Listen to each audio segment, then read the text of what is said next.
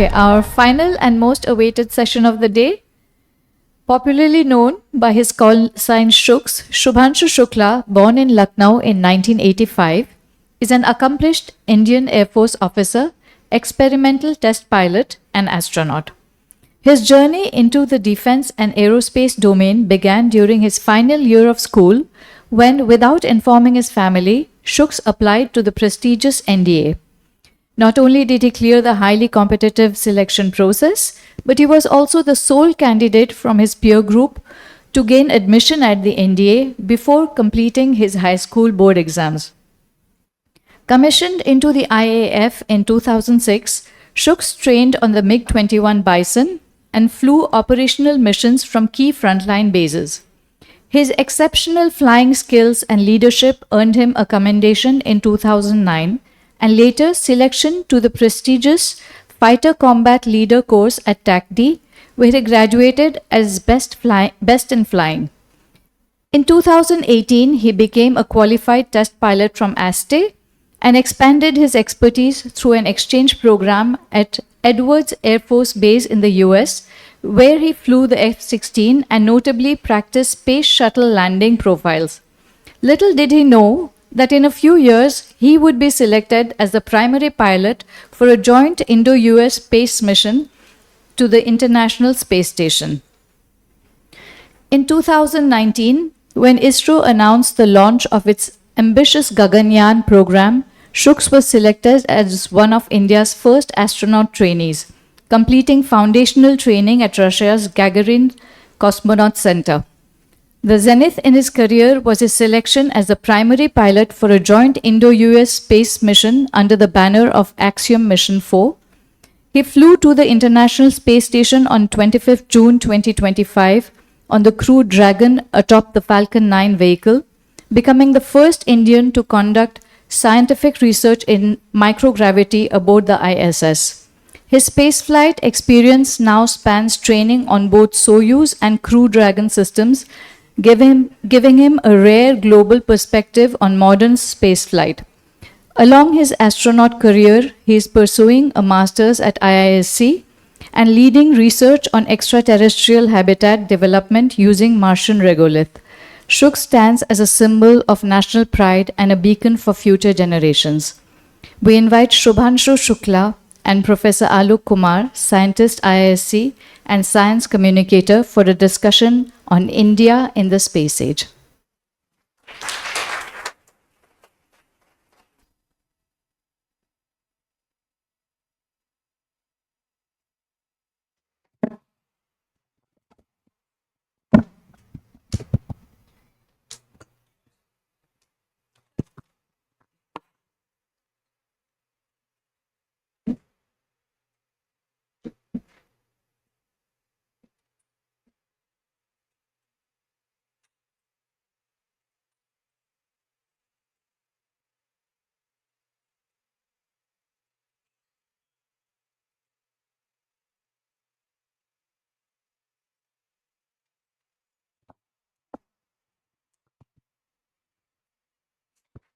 Okay, so I guess this is the last session of the day, but definitely not the least.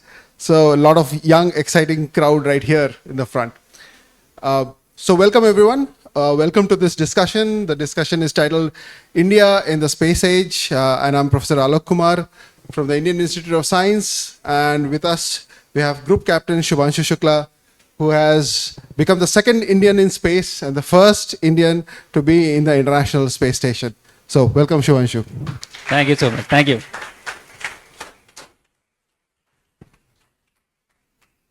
So he has had a very long day. In fact, he traveled quite a bit, 2,500 kilometers almost, to reach to Pondicherry to be with all of you. But the reason of his fame is a travel which is numerically much smaller. He went to the International Space Station, which is only 400 kilometers from the surface of the Earth. So, Shubhanshu, why is that such a big deal? Actually, I didn't think that it is a big deal. You know, when you cross the Kármán line, which is the so-called boundary between the Earth's atmosphere and the space, and you get designated as an astronaut, you are attached a number. So I was the 634th human to cross the Kármán line and become an astronaut. Now, being 634th on any list is not commendable, right? So I really thought that what's the big deal about it? Exactly what Alok is asking, that, what's such a big deal? Why is it such a big deal in India? I understood why is it a big deal when I came back. I went back to my school, and there were kids who were so excited about this mission, who were so happy to see me. And I was interacting with them, and they said that we didn't know about ISS before you went there. We started reading up about ISS, what it is, where is it, when you were there. So basically, they cared because I was there, because they saw someone like them who traveled to the International Space Station, saw a similar face, similar color. And so I think, in a way, representation matters. When you see somebody like you who can talk like you, you feel that if he can do it. He was also sitting on the floor one of those days. And if he can go there, then I can go there too. So I think that is why this is a huge deal for us and as a country. Thank you. Well, I think he's being quite humble here. Space travel, as we all know, is extremely challenging. It's meant only for the best of the best, and that's why astronauts are such a prize deal. Group Captain Shukla here was a test pilot, and as you might know, test pilots are, by the way, they're not testing themselves, they're testing the aircrafts.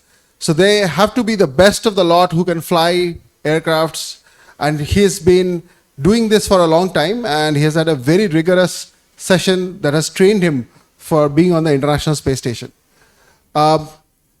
Now, while you were there, I think you did quite a lot of things, including, I'm told that you did not go alone. You took a lot of Indians with you. So what is that about?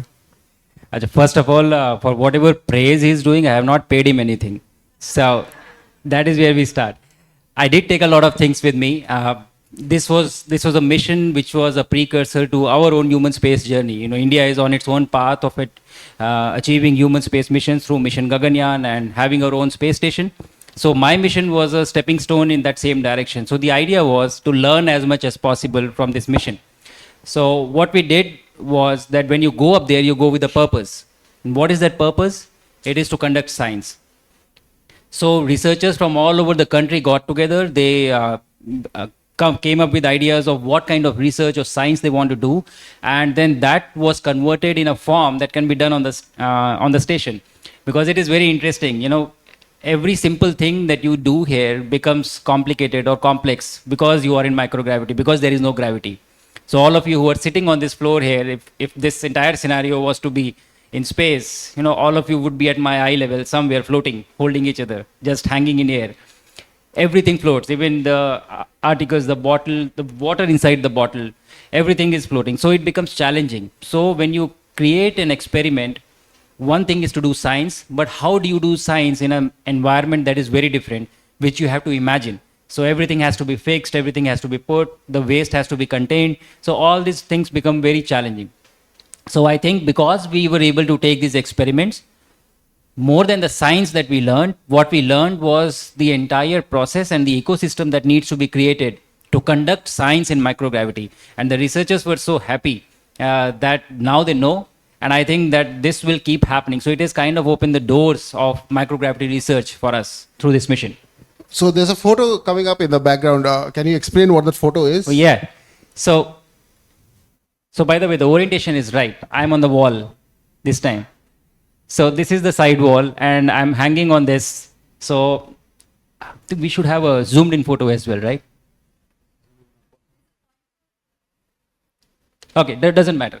So what you see is a big box that is known as a glove box, and any experiment that has a higher hazard level, which has chances of contamination, is contained inside this box. So you prepare everything, put all your equipment inside the box, and thereafter you insert your hands in the glove sleeves. And once you have done that, you are stuck.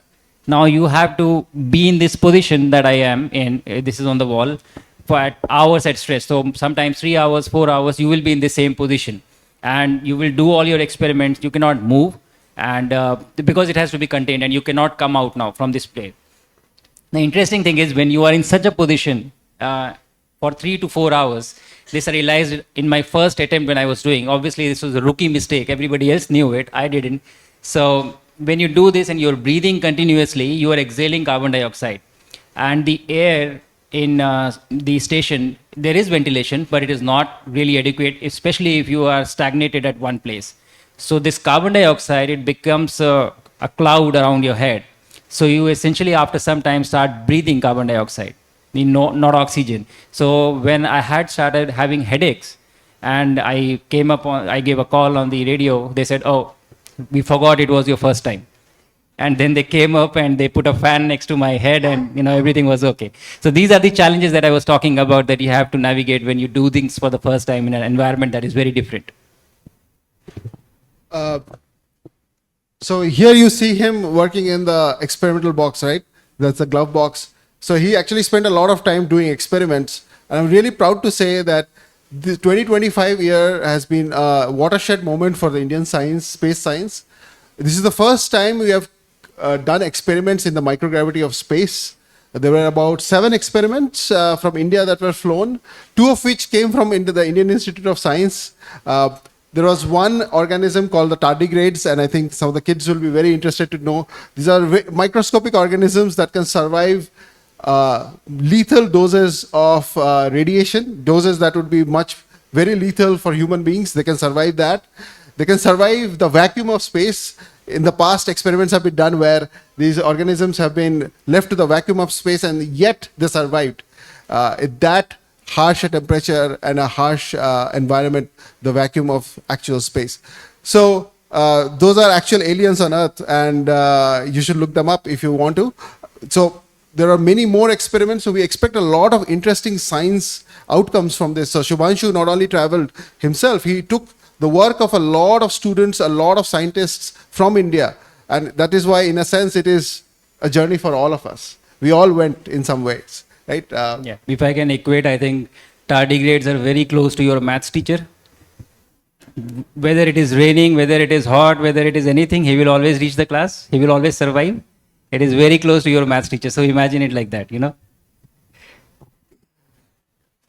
So in the microgravity of space, we say that on the International Space Station there is no gravity. But the reality is that the gravity there is a big fraction of the value of g here, right? We have 9.81 meters per second square, the value of small g on Earth. Do you know what the value of that is on the International Space Station? It is about 9 meters per second square. So it's not really microgravity. So how does everything float? Yeah, so that's a great point, and I think a lot of you would already know. And if you don't, it is not that gravity is not present. The force of acceleration, it is still there, and it is a significant amount, 9. But what is happening is that you are falling all the time. So this was a great thought experiment that was done by Newton initially when he was coming up with this universal law of gravitation. If you were to stand on the top of Earth, let's say, and throw a ball. So here also, if you throw a ball, it will fall some distance, right? If you throw it with a larger force, it will go farther and fall. If you throw it with an even larger force, it will probably travel farther and fall. So if you were to stand on the top of the Earth, North Pole, and throw a ball fast enough that the rate of falling of the ball matches the curvature of Earth, it will always keep falling but never touch the ground. And that is what your first velocity is, which is the orbital velocity. That is 7.98 kilometers per second. That is close to the Earth. So the International Space Station, when you go there, it is traveling with that same velocity that it is always falling. So it is not that gravity is not there. You just don't feel it because you are falling at that velocity. And everything around you is also falling. So there is no relative measure for you to feel that. And that's the reason why you get that sense of microgravity when you are in the International Space Station. The interesting thing is, which I did not realize, was that everything is falling. You are also falling, everything around you is falling, but everything inside your body is also falling. It is also floating. So when you go, all the blood from your legs, it kind of pools up, it comes up, it goes in your head. Your head becomes much bigger. It becomes twice this size. In your stomach, everything floats. So right now you don't feel anything, but if you're in space, you would feel things touching, left, right, center inside your stomach. And for the first few days, I really did not feel hungry because, it's a very odd feeling. So these are the changes that I did not expect. You read about it, but you don't really understand it till the time it happens. And that was a very unique experience for me. That's quite interesting, right? The International Space Station has microgravity because it is in a state of perpetual fall. It is falling towards Earth all the time. It must be such an unnatural experience, right? It surely is. I think that is what makes it unique. Our bodies, our evolution, it has been an environment of gravity. We don't know anything else. We've always been here. Our body knows that. And suddenly you get to a place wherein it's a new environment for it. So every part of your body, it kind of rebels. It doesn't want to be there. You know, you have headaches, you have nausea, you don't feel hungry. It's almost like being in love again. but the interesting thing is that after 3 to 4 days, your body gets used to this new environment, and everything becomes okay. You feel normal, and obviously there is degradation that is happening, but you don't feel bad. You feel okay. There is no conflict in your mind. And when you come back now to Earth from this new, then again that conflict happens, because the body essentially forgets of how it is to live in gravity again. So did you have difficulty walking? No, I couldn't walk. Actually, I thought that I would be able to walk. There were 2 people lifting me when I came out of the capsule, but every step that I took, I was falling. So they had to hold me up, literally. And this mic, it would have felt so heavy the day I came. I held the phone in my hand, which I hold every day, which all of us hold every day. And my hand literally went down like this. You know, it feels so heavy. Your eyelids, when you're opening your eyes, these feel heavy. So you can feel all that because your body gets used to an environment of microgravity. So you had a period of recovery, which must have been long, I guess, right? So it depends how long you stay in space, that how much of deconditioning happens. So for us, we stayed about 20 days in space, and by about 7th day, I would say 7th to 8th day, I was back to routine functioning, you know, driving, walking around, you know, normal running, all this I was able to do. But obviously your muscle degeneration happens and aerobic deconditioning happens, which takes time, because you have to do exercise and build up on again. But something very interesting happened, which is this sense of, you know, microgravity and gravity. This is very unique, because when you go to space, everything is falling, so nothing falls relatively. Like if I was to leave this mic in space right next to me, it will stay here. It will not go anywhere. But you don't know this, because you're going from an environment of gravity. So initially when we went, I would ask my crewmates that even in that gravity, can you hold this? I would hand over the mic to them. And since they were also going for the first time, they would also hold it. And they would stand there, right? Everything is falling, and even if they leave it, nothing is going to happen. After about 8 to 10 days, you realize that this is the new environment. You can leave things. You can, you know, put 5 things around you, leave them, do some work, then go back, pick them up, and nothing is going anywhere. Now you get used to this concept, and you come back to Earth. So I remember the first night, I was working on my laptop on the bed, and it was too soon, I would say. I closed the laptop, and I took it to the side, and I just left it. And the minute I left it, I realized it was an ISRO laptop. Oh, But fortunately, you know, there was carpeting and everything, so nothing happened. But I realized as soon as I left it, I realized, oh, this is not going to work here, and it just fell down. But this is the switch that happens, the orientation, how you feel here and how you feel when clearly you did not damage the laptop enough. You still have your job, right? So in the microgravity of space, as we understand, by the way, I say microgravity, not zero gravity, because although technically it should be zero gravity, the International Space Station is 400 kilometers above the surface of the Earth. There's very little atmosphere, but still it has to fire its thrusters every now and then to adjust. And there's a little, very, very small amount of Earth's drag, which makes it not a zero gravity, but a microgravity situation. And as we all heard, we have to learn everything anew. By the way, what are you doing here with this mask on? That is actually an alien. The training to even in aviation, as well as your training for space flight, you wouldn't believe, but 80% of the time that is spent in training is for scenarios, you know, where something goes wrong. What would you do when something goes wrong? That is 80% of your training. Only 20% is for nominal cases of what you would do when you're going, everything is okay. Because you have to be ready for anything. There is no help. So significant amount of time is spent in training for scenarios, hypothetical scenarios. What if there is a fire? What if there is a depressurization, medical emergency, or some technical malfunction that is happening? And the instructors will keep giving you various kind of scenarios. Some are very high up on the level, like fire or depressurization. So here what you see is basically an oxygen mask. In case of any toxic leak or in case of fire, you are first supposed to put on the mask on yourself and thereafter take any actions. So this understanding of why this is important is very crucial. Human spaceflight missions are inherently much more complex than other missions because of this reason, that lives are involved, and preparation for all those scenarios, which is so difficult to imagine when you're sitting here on a chair and table inside an AC room, that what can go wrong in space.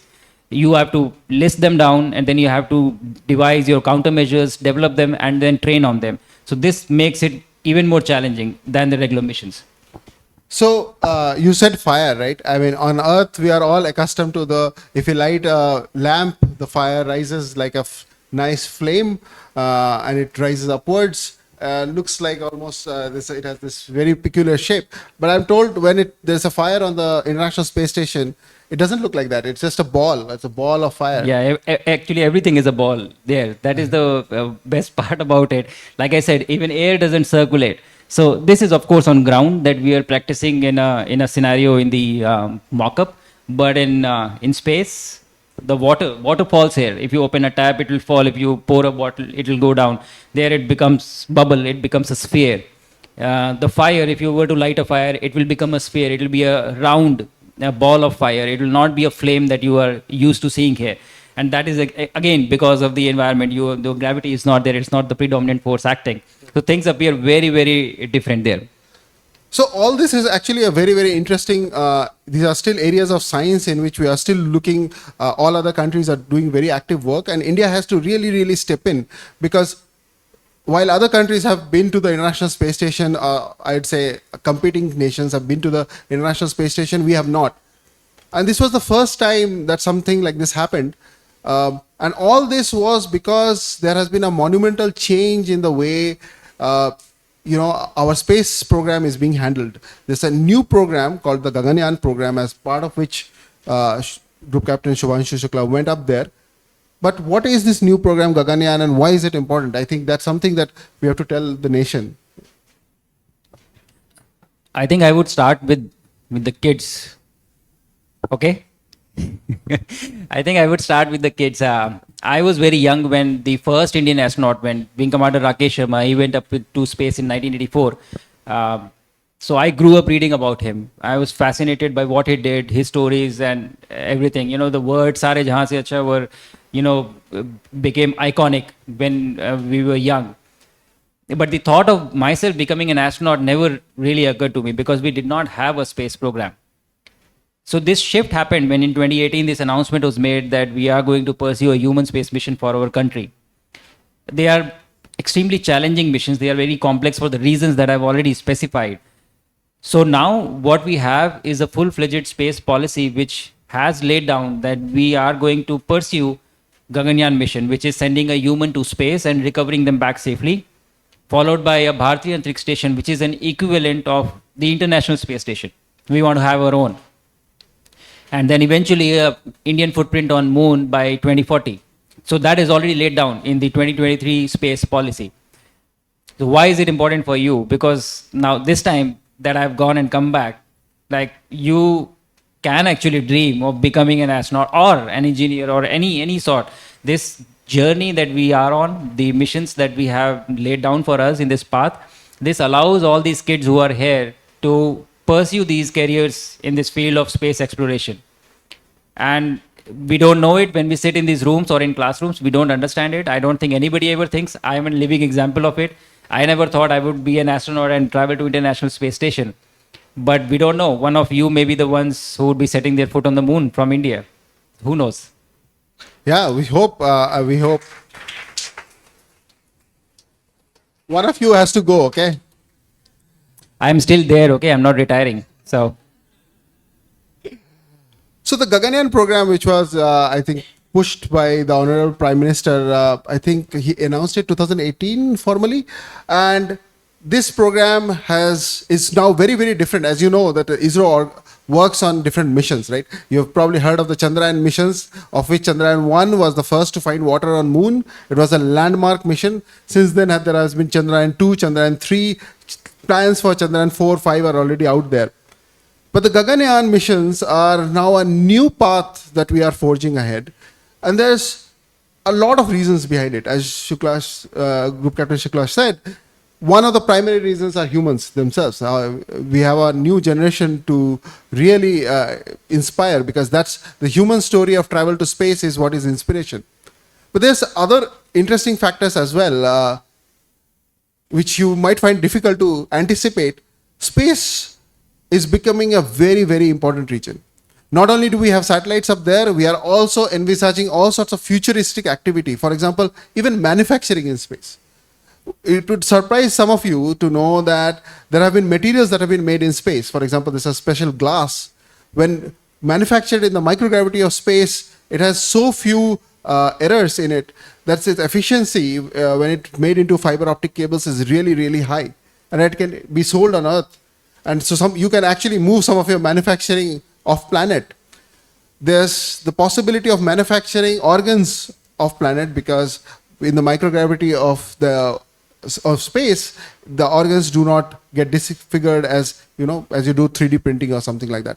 So there's a lot of other technical advantages that are coming up. I'm sure you would have seen some other interesting experiments going there in your discussions with all the space stations. yeah, and I would like to highlight this to kids. Do you understand why that crystal is so pure there, or why does it get that shape, and why not on Earth, and why when he's saying that the organs don't get disfigured in space in microgravity, what's the reason? The primary reason is that the predominant force acting here on Earth is gravity. So anything that you are putting, there will always be a force acting downwards on it. This force is absent. So when you make crystals, they assume that perfect shape that they get in the absence of that force. The other interesting thing is all the biological processes that are there, they become much faster. The growth of small organisms, it becomes much faster because they are not overcoming gravity to grow. So you can evolve multiple generations very quickly. So medicinal research is also a very big advantage of microgravity research. A lot of research in cancer treatment is also being carried out on ISS. The experiments that I took, one of them was on the stem cell research to prevent muscle degeneration. In space, when your muscles are not under load, they start degenerating because they are not being used. So how to prevent it? So the scientists wanted to try out 2 different supplements to add and thereafter see what the results are. And I was so happy doing this experiment. This was the glove box experiment, same thing, but it was really fascinating. So I think it offers a lot of different advantages. And some of these you only come to know when you start doing these things. You don't know it in advance. When you start doing these things in space, that is the time you realize, okay, this is also what we can do. So the idea is to go there and start exploring, which then gives you answers to questions that you didn't even know to ask in the first place.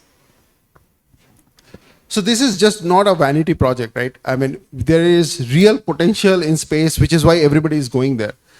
Obviously, there is always the human curiosity that keeps us going forward. But space is really the final frontier. Research, not only abroad, but also in India, has really pushed the frontiers of what engineering and what science we can do. And the Gaganyaan missions are a step in a whole new direction where we will probably find a lot more things, including new materials, including understanding how biology behaves in space. The possibilities are just endless. So if you're going there, if you're thinking of going there, sometimes this is for the kids, it's not just about you reaching to space. You'll actually be doing some work there. And it's not going to leave you. Some of your homework that you don't want to do there, you might have to go and do it up there. As Group Captain Shubhanshu Shukla himself has learned, even though despite he is in space, he still has to finish his homeworks at IISc, submit them. And but overall, he's doing some very, very interesting work on human habitation. And those are some topics that we had discussed. You think we should go to not just space, not just the low Earth orbit, but we should move beyond? Oh, I think that is a natural extension of space exploration. And what I would suggest is, I've done this quite a bit in the last few weeks, these conferences, and I've realized that it works best when we allow the audience to ask questions about what they want to ask. So let me just give a glimpse of what I mean when I say it's a natural extension, and then probably we should let people ask what they want to ask.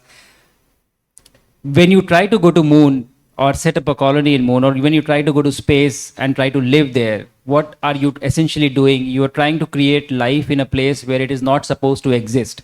There is no air, there is no water, there is no protection from all the radiation that is there. But you are still able to create an environment wherein life is sustaining. Not just sustaining, it is thriving. So when you try to create life itself or sustain life itself, you innovate or come up with technologies in so many different fields that there is no way that your nation cannot grow or progress if you are trying to actively pursue space exploration. And that in itself is a big enough goal for us to pursue space exploration.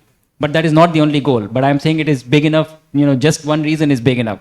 So I think there is a lot of potential, and that is why I think the space policy that we have clearly lays down that we are going to the moon, because this will allow us to pursue technologies and to have tech in our country, which will not only benefit space exploration, but many other fields as well here on Earth for terrestrial applications. Yeah, so we'll take some of this up maybe when we open it up to question and answers. Yes. But one more thing. What all did you see? How was it? How was the view from there? The view is fantastic, actually. That's the best office with the best view. I think there is nothing better. I remember you mentioned this in the last point. So for the first few days when you go, I mentioned that you don't feel good. You're feeling nauseous. You have a headache. And you become slow. There is a space fog, which you call everything that you do, but you will do it slowly. So, but the science doesn't stop. Your samples have to be preserved. So we used to have 12 to 13-hour work days, and I was so frustrated by first 2 or 3 days. I felt like I have just shifted from one office to another office. It didn't feel like as if I am in space. I was working on an experiment the third day. And one of the NASA astronauts, she came up to me and she said, it looks like we are going to pass over India. Do you want to see? And I had not had a chance to look out and, just sit by the window by then. And I said, of course, I would want to. And so then we went, and she had already set up the camera to record as well as, and it was a night pass. And so we went there, and it was such an emotional moment for me. I can't forget this. I just can tell you that I think there is no better sight that I've ever seen in my life. In spite of being in space and looking at other parts of the world, the nighttime pass over India, it is the most beautiful image that you can ever see. Shall we play it? So I think I have that video for you, but if we can dim the lights, I think it would be even better. Is it possible? Can we dim the lights, please? Not possible? Then just look into it. Yeah, we can take a question, no problem. And these ones? These, I think, they need for the video. Just one, yeah. Yeah. And this.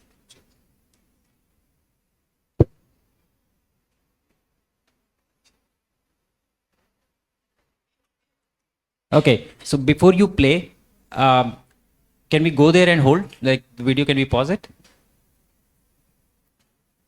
Oh, just hold, don't play it. So, what you see is an upside down image of Earth. You don't see actually, you just see the green curve. The green curve is the green glow in the upper atmosphere due to the oxygen atoms which are there, which are causing this green glow. But the bottom part of the screen are the stars. That is the sky. And on the top is where you will see the Earth or India. And we are coming right now from south to north, like from the Indian Ocean region we are going to cross. So you will see, you will be able to see Bangalore and Hyderabad, the cities like that. And you will also see some flashes, purple flashes coming in between at various times. These purple flashes are basically thunderstorms, the lightning that is happening on ground. And it was monsoon season, so this was probably one of the only opportunities that I got wherein I could get a clear view. Otherwise, it was always cloudy and I could not record India. And towards the end, when you go, you will start seeing some blue light. That is orbital sunrise. That's the sunrise happening in orbit. So you will see everything when we play it out.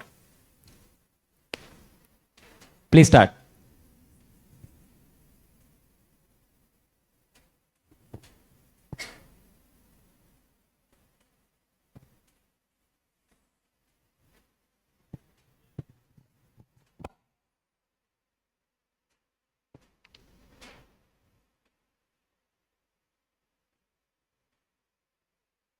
Here it comes. So the brightest city that you see now in center is the Bangalore city. And on top is the Hyderabad. And these flashes that you see, these are all thunderstorms. And so we are crossing the Himalayas now. We have passed over India. And this is the orbital sunrise.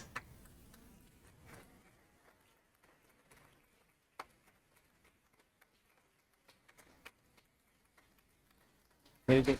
Flood it up. That's one heck of a sunrise. And you get to see this 16 times in one day, in 24 hours.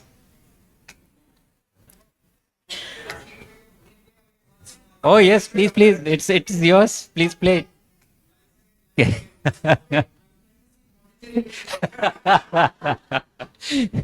Please go ahead. It is up to you. Totally up to you.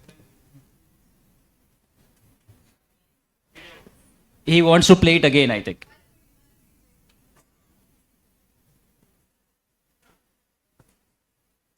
Let's see if we can see Pondicherry. So that's the tip, and we are coming from at an angle.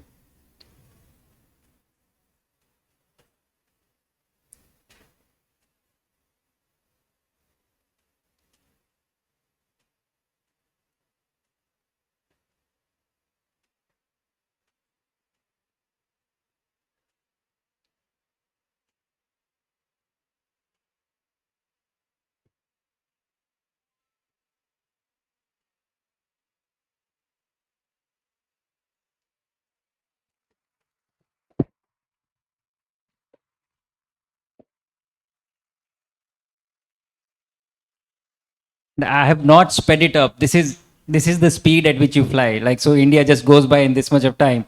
That is why I was feeling so odd today, traveling from Chennai to Pondicherry in a taxi, taking too much of time. 7 point. Okay. So this brings me to a very interesting last point, which I think you had said from the space shuttle, that India actually looks much bigger from space than it looks on the map. Yeah, it does. And I think so. What happens is basically, as Earth is a sphere, it's a 3D body, and when we reproduce maps, you are trying to take a surface that is on a 3-dimensional surface and put it on a 2-dimensional surface. So it converges on top in a 3D surface, but when you put it on a map, you have to open it up. So the countries and areas that are at higher latitudes, they appear much larger on maps, which is not the case. So there is a disproportionate effect which happens when you try to reflect some 3D object on a 2D object. So India actually is quite big as compared to, something like even the size of Russia, I would say.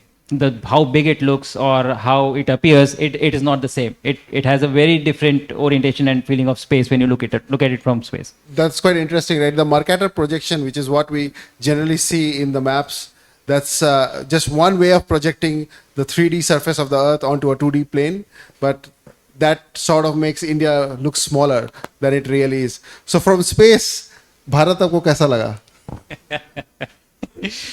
I have no contention. I can say this with the utmost sincerity and honesty कि आज भी सारे जहां से अच्छा दिखता है.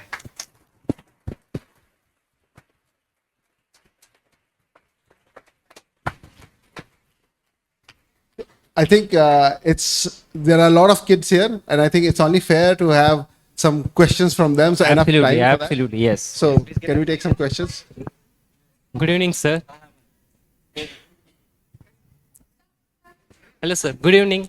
Myself, Jana. I'm a B.Ed student. Loudly, please. Good evening, sir. Yes. Myself, Jana. I'm a B.Ed student supported by Sharana.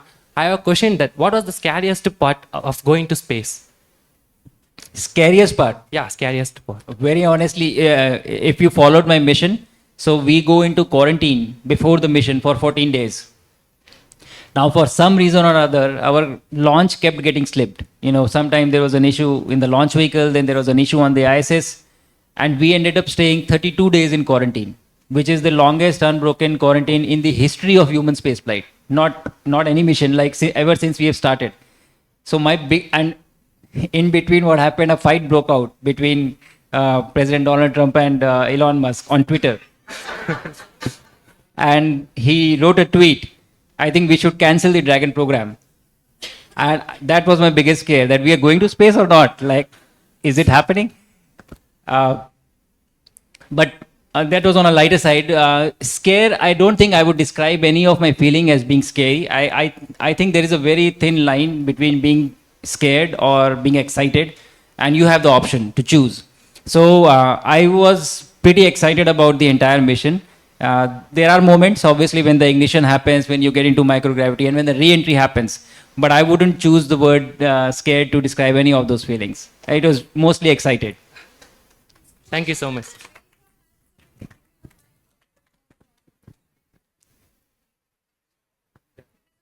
Here, this is a lady here. Hi, sir. Myself, Roshni. I'm a life sciences student from Pondicherry University. So my question is regarding myogenesis. As you said earlier, these kinds of experiments can be done on Earth.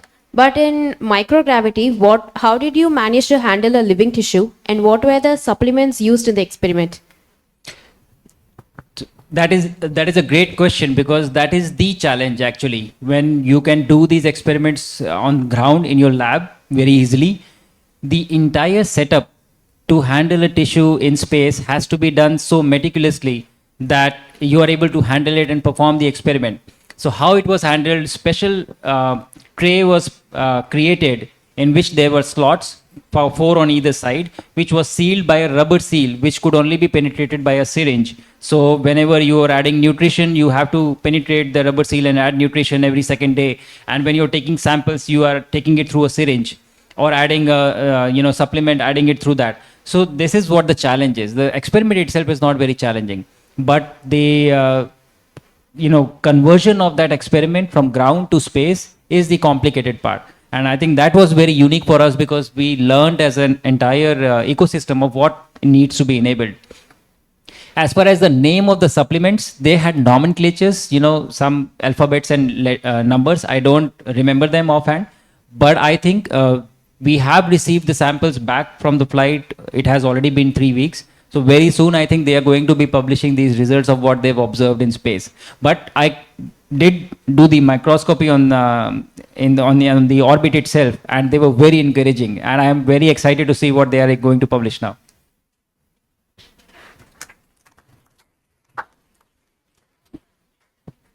Sir, I'm Abhishek Chakraborty from the Future Foundation School, Kolkata. Sir, I was wondering, for this mission, before the mission, there must have been some practice or some kind of training. So, to replicate those kinds of scenarios that are present in the ISS, there is one process where a plane goes down and they replicates. But to replicate so many different scenarios, how is it possible? I wanted to know that. The simple answer, it is not possible to replicate everything. But what you can do is be as close as possible to that. So we have various types of simulators, we have various types of mock-ups. As you already know that there is a plane which gives you the experience of microgravity. But the challenge is it gives you microgravity experience only for 30 to 35 seconds in one episode, not longer. And you can hand over them. So the episode is only 30 to 35 seconds. So it is not the same. Your body needs time to get adjusted, which happens only when you go there. So there are a lot of aspects which you train for, you prepare really well, but when you actually go for the mission, a lot of things happen very differently than what you have experienced. So something will always be new, and that you will only come to know when you go there and do that. So that is a part of the experience. Sir, I am Parthiv Das of Future Foundation School. Sir, I have just one question. Sir, like NASA, is ISRO also planning to release a space telescope like Hubble? Space? Telescope like Hubble. Do For- you know that there is a satellite already orbiting which is Yes, capturing sir, I know, pictures? sir, but Hubble has already crossed the orbits. Like it has Already? already crossed the orbit of the.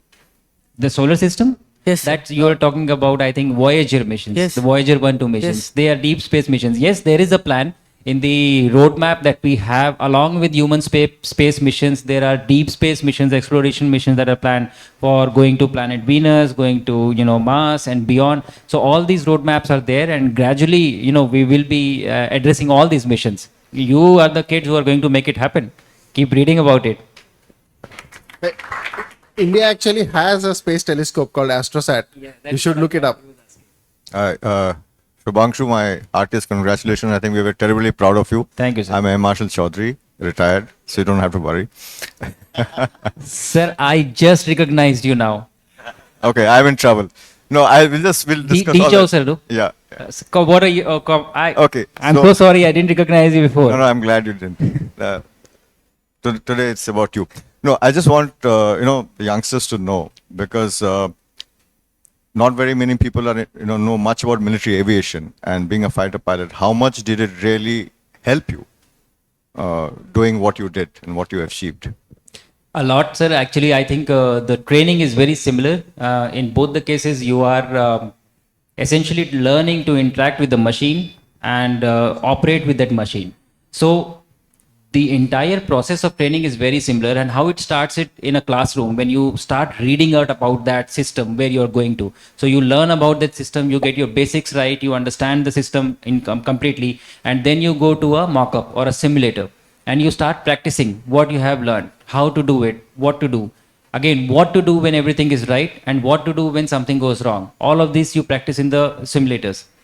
The difference is, only difference is, I would say, that you have some supervision in flying when we go, that there is a check sortie or a dual sortie that you have, and that you can go learn things and then you are allowed to go solo. Here in spaceflight, when you go for the mission. Like that is your mission the first time, even whatever time you go. So that is one big shift. But other than that, every piece of training that we do is very similar to aviation training that we have in the Air Force. That prepares us very well.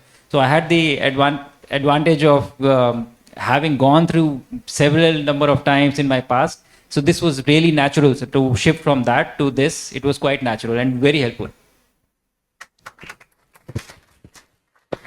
Hi, sir. I am Pragan, a life science student from Pondicherry University. And among the 7 Glovebox experiments which you performed in IIS, one of them was microbacteria, right? So in that, how do the microalgae respond to the microgravity and radiation in the IIS? And whether there are any promising traits for the space farming or biofuel production over there? Yeah, thank you for your question. The experiment was designed for this, to understand what is the effect of microgravity. The radiation environment, what was exposed was what was inside the ISS, not the external radiation environment, because that requires additional qualification and preparation of the experiments in a very different way. So they were exposed for all these 18 days that I was on ISS. This microalgae was exposed outside for the lighting conditions that they wanted, and they were collected and put back in a dark box in the night. And there was growth that was seen, but these are only the visible cues that were communicated to the PIs, and they confirmed, yes, we are happy with what we see. And then the samples were taken, frozen, and then transported back to Earth and handed over to the labs. Now, whether it is a viable means of biofuel production or even as a source of edible food for the astronauts or for long duration missions we will come to know when the researchers are going to publish about it. Thank you. Good evening, sir. I'm Shriya Sangupta of Future Foundation School.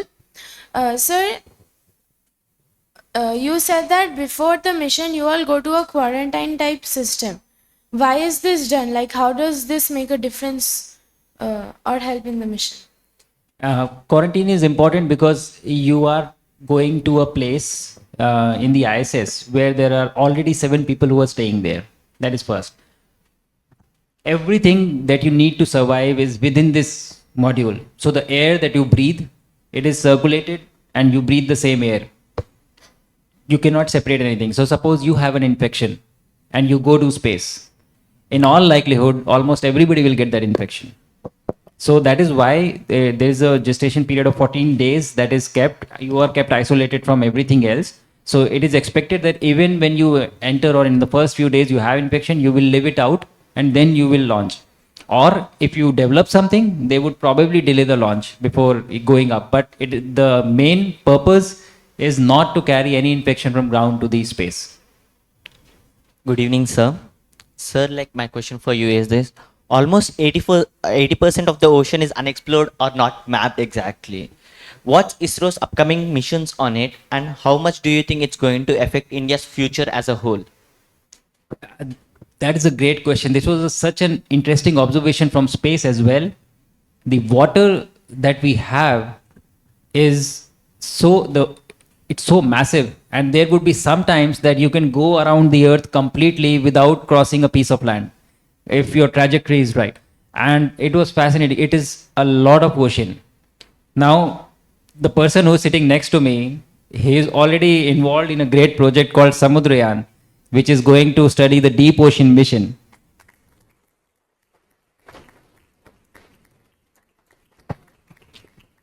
I think there is a huge initiative from the government in terms of how can we study more and more about the ocean and understand what the challenges are, which also prepares us to go to space actually, because in a sense, it is also living in an environment which does not allow life to survive. So the designing of the vehicle, life systems, everything, it is quite similar. And Alok has been working on that for some time, right? Right. So there's actually a program called the Deep Ocean Mission, under which the Indian government is trying to do quite a few new things, including sending a set of people to the bottom of the ocean, which is anywhere from 5 to 6 kilometers from the surface. There, the pressures are really high. Water pressure, the pressure goes up 1 atmosphere for every 10 meters of water's depth. So the pressures at the bottom of the ocean are hundreds of times of that of what you feel here. They're crushing pressures. So we have amazing science questions as to what organisms survive there, how do they survive there, because we know they do. And there is one place in our own planetary system where things are very similar. You can guess which planet it is. Venus. On the surface of the Venus, the pressures are hundreds of times of that of Earth, and that's also a crushing pressure. So maybe understanding the deep ocean will help us understand Venus better.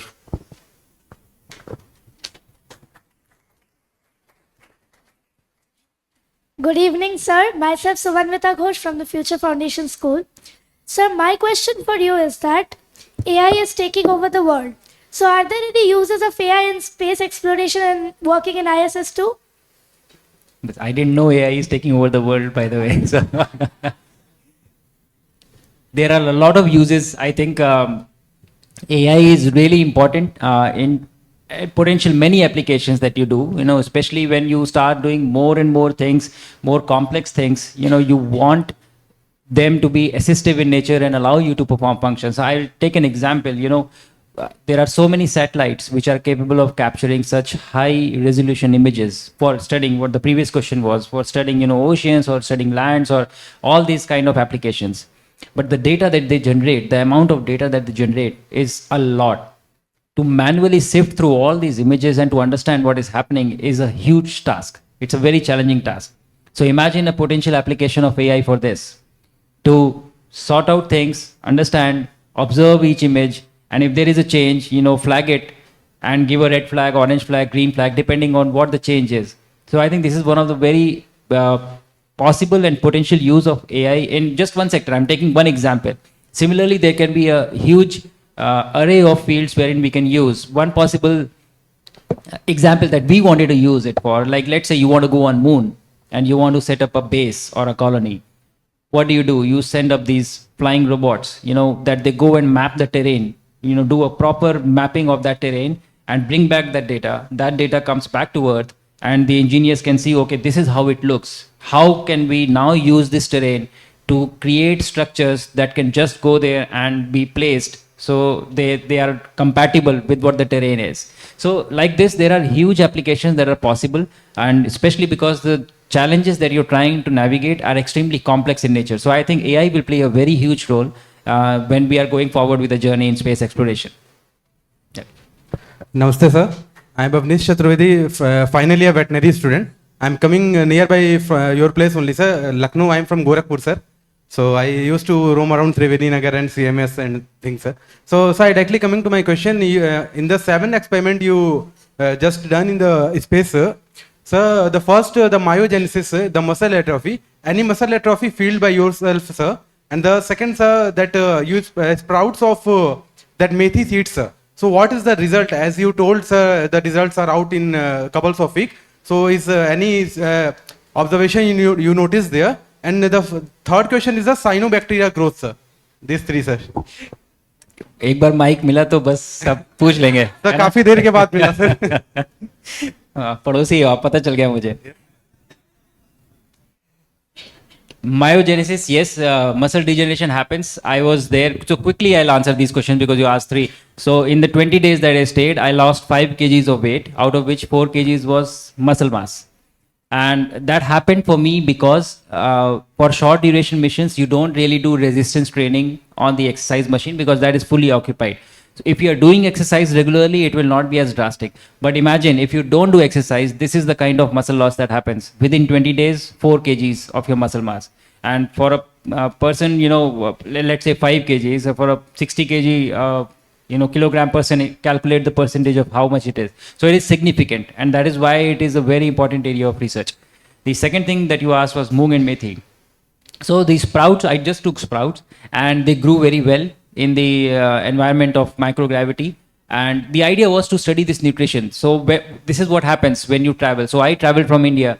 That is why moong and methi went to space. If I had not traveled, then it would not have gone. And the benefits that it has, especially methi, I think it has benefits in preventing your bone mineral loss.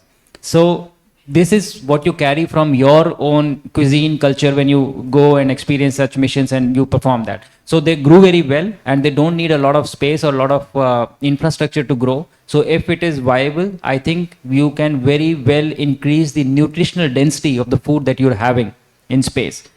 And the third thing that you asked was for cyanobacteria. Cyanobacteria, again, the aim was similar, to see whether they grow very well and can they be used as a possible source for nutrition and biomass or biofuel for the future application. So again, they grew well, that I can tell you, but the results of how viable they are as as a food source, alternate food source, we have to see when the results are being published. Thank you. Sir, I have a question. I am Srihandri from the Future Foundation School. That does ISRO have any plans for the dwarf planets or Neptune or Uranus, which are far away from us? So, is there any plans of ISRO to explore those planets? Plan तो बहुत है बेटा, एक-एक करके जाएंगे. So our immediate plans are in the proximity of where we live. So these missions that we have readily, that we have planned, again, as I said, going to space, having our own space station and then going to moon. This is human space missions. But along with it, there are plans to explore Venus. There are plans to explore Mars, have a lander on Mars, which is not, stipulated yet, but these are discussions that are happening already. Sending something to Neptune and beyond, eventually, yes, that is an extension of what we are trying to do, which will happen. But like I said, all of this, whatever I am saying and whatever you are asking, so today you are asking the question, tomorrow you are going to solve this problem. So be ready for it, what you ask. Okay? Sir, myself Jhansi Rani from Pondicherry University. So many space missions are being conducted by every country, and every country want to do that and explore the space. But so many missions so many missions they get they won't succeed, and that spacecrafts and the objects will they remain in the space, and does they do they harm like upcoming space missions? If I understand correctly, you are asking that a lot of people are trying to do space missions, but not all the missions are successful. Yes. And how do they affect the missions? Upcoming missions. Space debris. Okay, Yeah. okay. Yes, there is a lot of space debris on orbit. It is a huge challenge. There are a lot of protocols that are already in place so that space debris does not increase. Actually, a mission failing is not the biggest source of space debris. You know, space debris happens when some collision happens, when there are fragments which distributed. There have been ASAT, anti-satellite weapons that have been tested in the past, which have caused a lot of debris. So there is a huge problem of debris. And there is something known as Kessler syndrome, wherein it is expected that if it reaches that point wherein, you know, no matter what you do, every collision will cause more debris and it will be uncontrollable. We have not reached there yet, but that is a potential, you know, it is a problem. The good thing is there is a very good understanding of this problem. Every object that is 10 centimeters and now actually even less than 10 centimeters is tracked and it is catalogued. So we know exactly where it is all the time. And there are a lot of startups and companies that are coming which are working on cleanup of the orbit, you know, and ethical practices are also being put in place wherein when you launch something, the responsibility of that particular object is with you. So all these things are being done. It's a very, very good concern that you have brought out, but we are trying to address it. And I think we need to address it. So there are things that are being done. We will see how it goes. But yes, there is a big problem of space debris right now. Thank you. Hi sir, I'm Shreyansh from the Future Foundation School, and I would like to ask that how did you find out the time in space, as there are different time zones on the Earth? There is no natural way of finding out time in space because, as I said, you are going around the Earth 16 times. So 16 sunrise, 16 sunset, there is no concept of time. So what we do is we follow GMT timing on the space. We have a timetable exactly like how you have. And we get up in the morning, we look at our timetable, what we have to do, and just go by that timetable. And it's a real-time timetable. So there is a red line that you're chasing. That is the current time. So whatever activity you are doing, you keep doing that activity. And then when that red line reaches the next activity, you go to that next activity. So you just follow a timetable, but the reference time is the GMT that we follow. Thank you. So we'll take one or two last questions. Hello sir, I am Sairam. So I have done my first year. I am studying first year in my bachelor's in veterinary science. So I would like to know, is the ISRO planning to take any breeds of cats or dogs to the ISS and study the physiological effects that the microenvironment, that the microgravity puts on them, causes on them? I was the closest cat or dog that has gone to ISS, I would say. I have already been there. No, I don't think that there is a plan of doing that. I think a lot of research has happened on animals before humans went to space because nothing was known. People didn't want to take the risk initially. So they have sent a lot of animals up. A lot of research has been done. Now a lot of information is available as to what happens to the human body. So I think that step is not required in this journey at this point of time. So when we start our human space journey, we are not starting from zero. We are starting from a lot of background information that is available, so which will allow us to skip this step and execute the mission successfully with the humans. Thank you. Sir, my name is Anshul Mandal from the Future Foundation School. My question was that, as you said, that there are many types of microbial growth and research is done on microorganisms in space, in like microgravity. But as you said that it is mostly like there are advantages of doing here. But my question is, will there be any disadvantage in microgravity if we research about these things? Isn't gravity also important for many types of growth?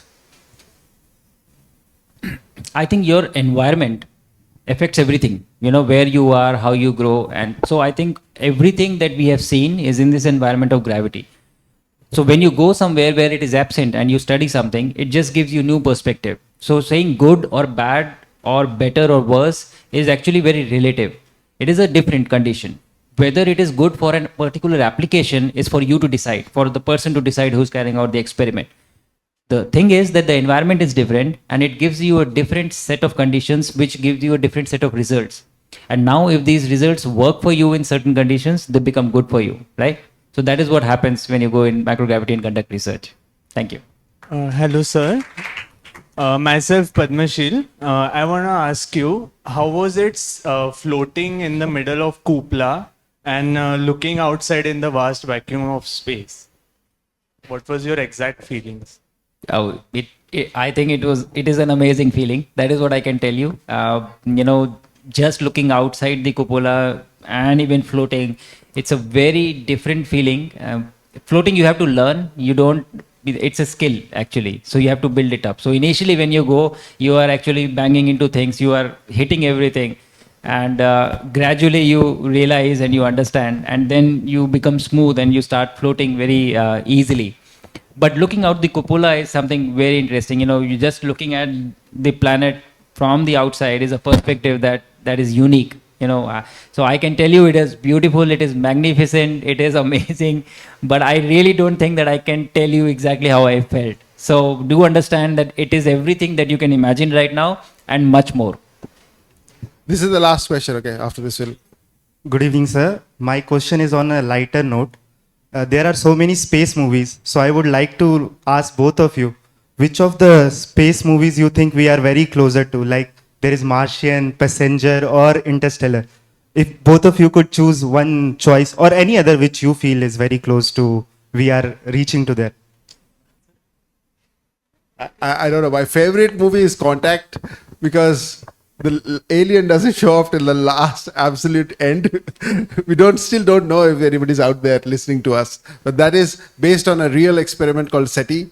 So that was my favorite. My favorite movie by far is Interstellar for sure. There is no doubt about it. But you asked a different question. You asked closest. Closest, as per me, I would say would be Martian.